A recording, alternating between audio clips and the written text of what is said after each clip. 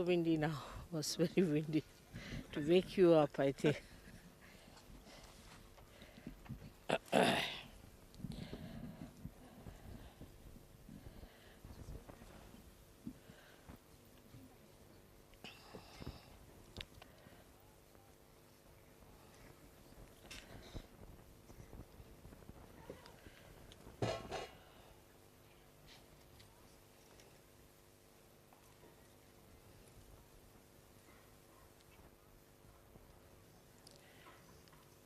आधी मी मराठीत बोलते आणि त्याच्यानंतर ह्यांच्यासाठी इंग्लिशमध्ये बोलायला पाहिजे थोडंसं.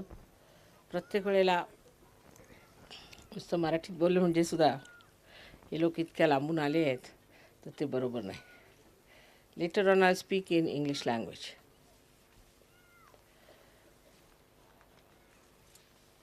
बसून घ्या सर, बसून.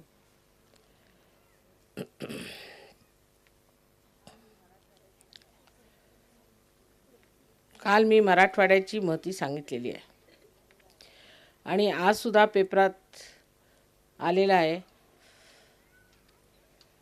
की सुवर्णयुग येणार आहे.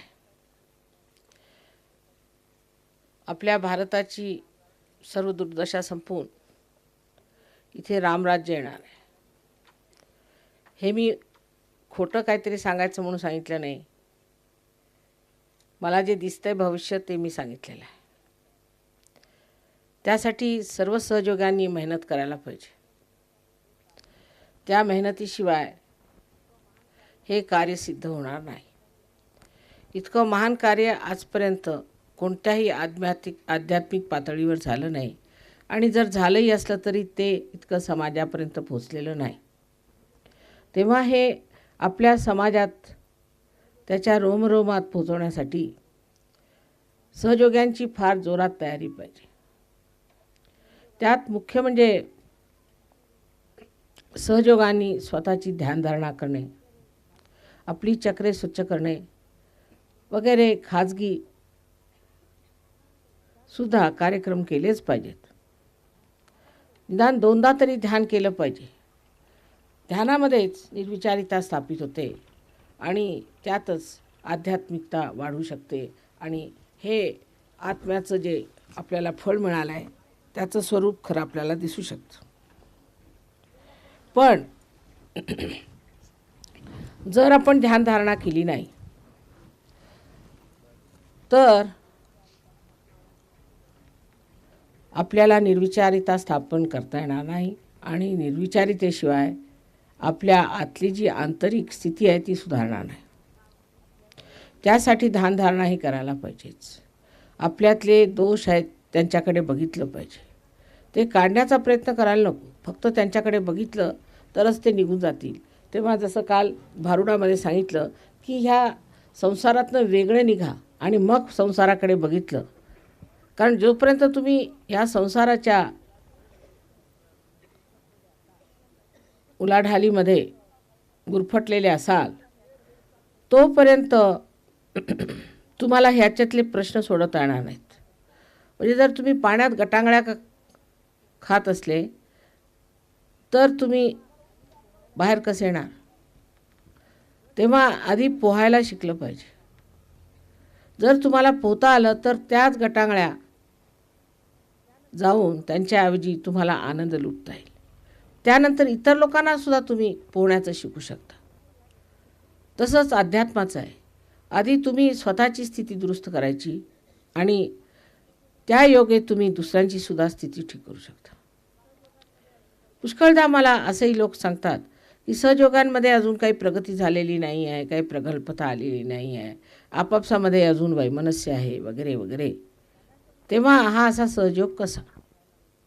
सांगायचं म्हणजे असं की आपल्या सहयोगाचं द्वार सगळ्यांना उघडं आहे. कोणी कसे असोनात का सगळ्यांना तुम्ही सहयोगाला या अशी मागणी आहे, आमंत्रण आहे. त्यामुळे होतं काय, वाटेल त्या तऱ्हेचे, वाटेल त्या परिस्थितीतले, वाटेल त्या कुसंस्काराचे लोकसुद्धा ह्याच्यात येतात. त्याबद्दल आपण काही त्यांच्यावरती आधी मज्जाव करत नाही. पण एकदा का कुंडलिनी जागृत झाली आणि आत्म्याचं दर्शन झालं म्हणजे आधी कळस मग पाया ह्याप्रमाणे आधी तुमच्या आत्म्याची बांधणी सुरू होते आणि त्या बांधणीमुळे तुम्हाला स्वतःच त्या प्रकाशामध्ये दिसतं की आमचं काय चुकलेलं आहे आम्ही कुठे चुकलो, आणि त्या प्रकाशामध्ये मग तुम्ही जाणता की तुम्हाला काय ठीक केलं पाहिजे, काय काय तुमचं चुकलेलं असेल ते कसं बरोबर करून घ्यायचं. मी काही तुम्हाला सांगत नाही, तुम्ही स्वतःचं बघून ठीक करता. कारण तुम्हाला दिसतं की त्याने आमचं नुकसान होतं आहे, त्यामुळे आम्हाला त्रास होतो आहे, तेव्हा तुम्हीच त्या गोष्टीला पायबंद घालता.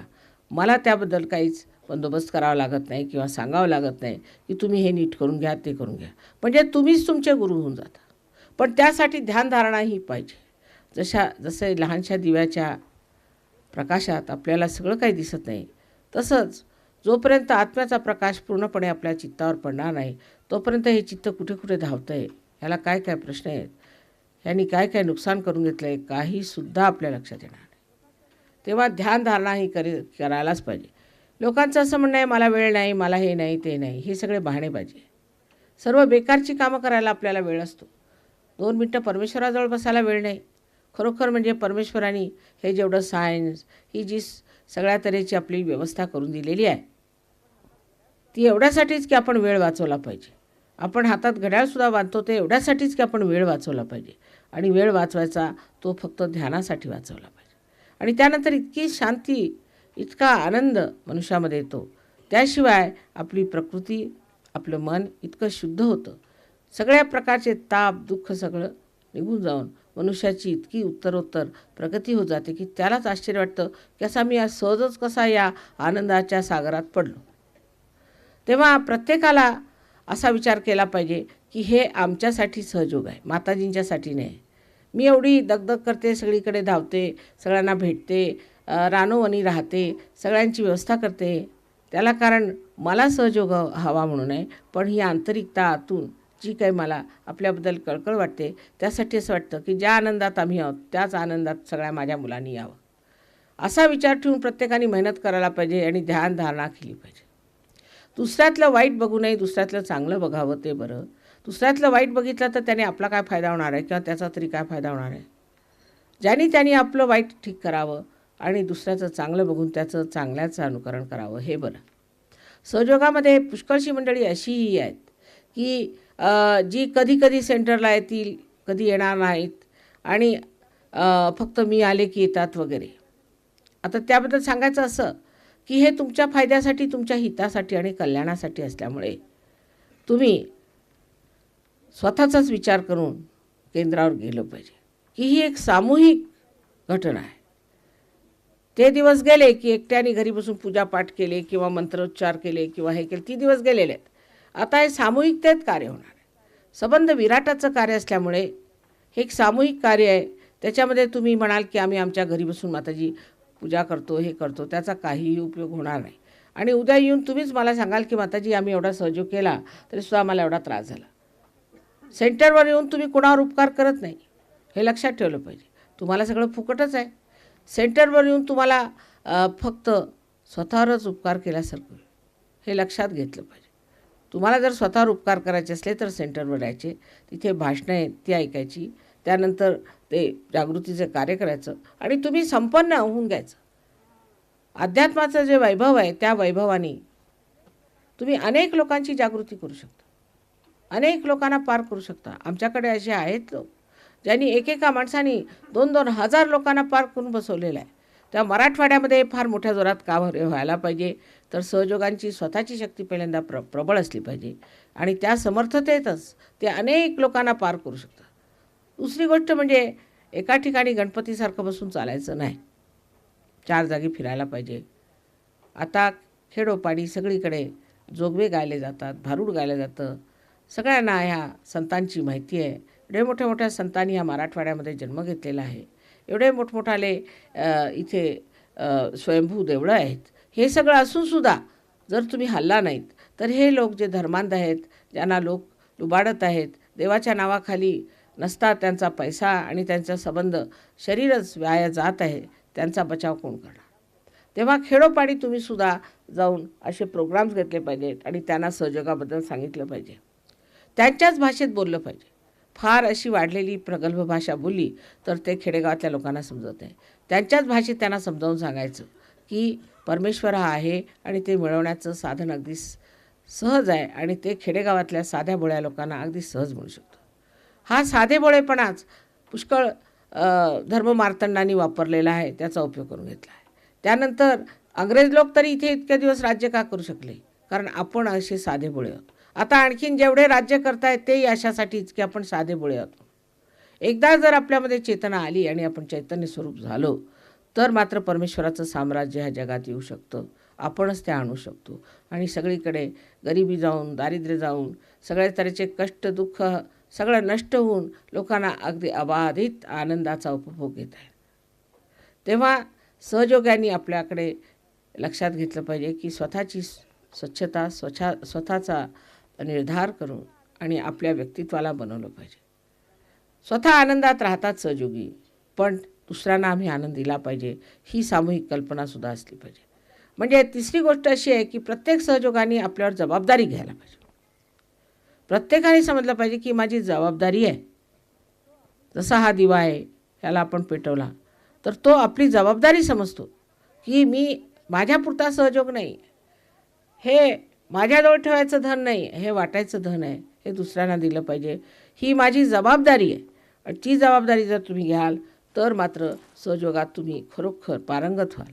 प्रत्येकाला एक एक गुरुस्थान आहे आणि ते तुम्ही मिळू शकता.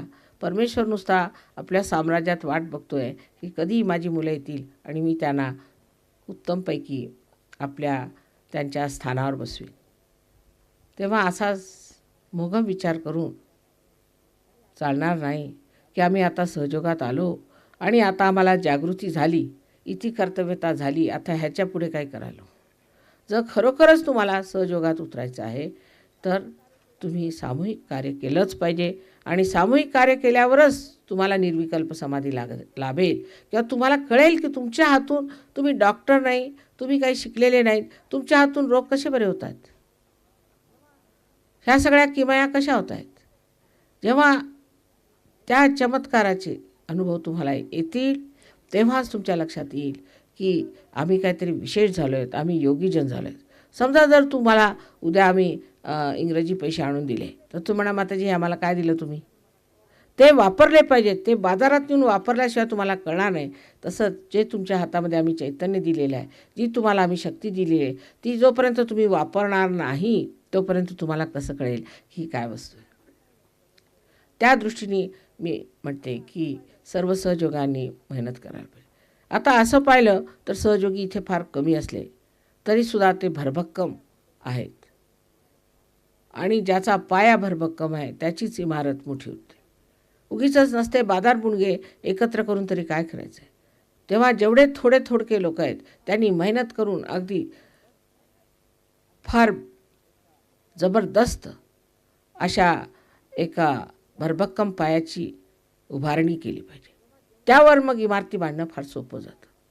तेव्हा जेवढे लोक आहेत त्यांनीच मेहनत करून स्वतःला अगदी व्यवस्थित ध्यान, धारणा वगैरे करून त्यात आपली वाढ करून एक फार उच्च तऱ्हेचे सहयोगीचे म्हटलं पाहिजे टोळकंच तयार केलं पाहिजे की त्यांना पाहिल्याबरोबर लोकांना असं वाटलं पाहिजे की आले कोणीतरी. अशा लोकांच्या किमया सांगाव्यात तेवढ्या कमी आहेत. अशी जर 3 माणसं जरी झाले तरी गावातली सगळी बाधा पळून जाणार. गावातलं जेवढं दैन्य आहे ते पळून जाणार. त्यांचा इतका परिणाम होतो कारण तुम्ही परमेश्वराचे साधन होता आणि त्याच्यातनं परमेश्वर आपलं कार्य करीत असतो. तेव्हा एक जरी मोठा साधू संत झाला तर त्याचा एवढा परिणाम होतो. पण तुम्ही तर एवढे मोठे साधू संत आणि योगी आहात, तेव्हा आणि तुम्हाला काय परमेश्वराने द्यावं आणि काय नाही द्यावं, तुमच्यासाठी काय करावं आणि काय नाही करावं